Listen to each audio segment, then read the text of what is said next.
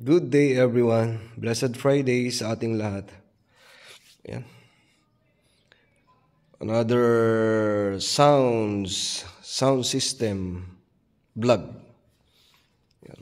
Meron lang akong gustong i-share sa inyo about dito sa ating Kevlar Swisstek Professional Portable Speaker.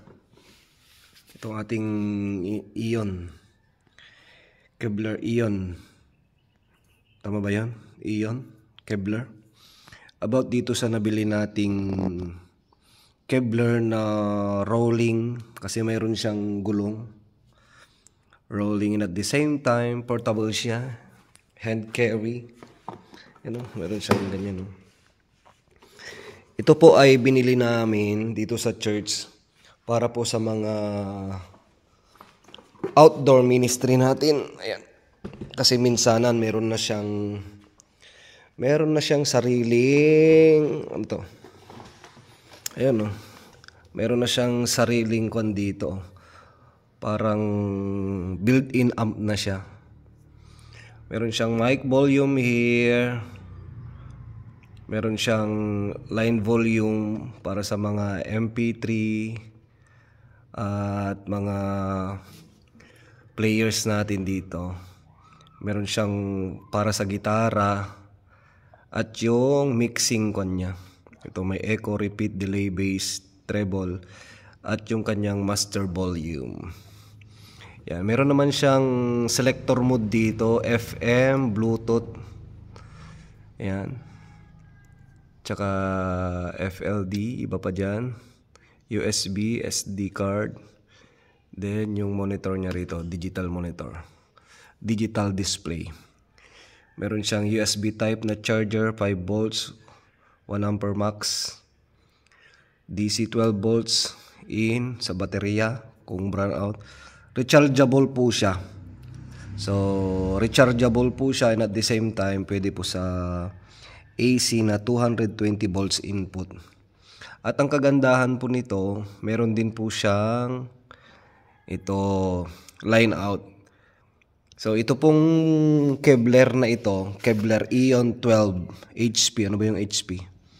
Yan po. Itong Kevlar Ion po natin na ito ay very useful po siya dito po sa church, sa outdoor ministry namin. Kasi hand carry, madali siyang buhatin, may gulong, tsaka built-in. Nandito na siya, iisang, yan lang. Yan, kuha ka lang ng microphone, goods to go ka na. At pag dito naman sa church, pag ginagamit dito sa church, dahil sinasaksakan ko ito ng gitara at isang wireless microphone, ayun, kinokonek ko na siya yung line out niya dito sa ating mixer. Ayan, ito siya. Meron siyang line out dito.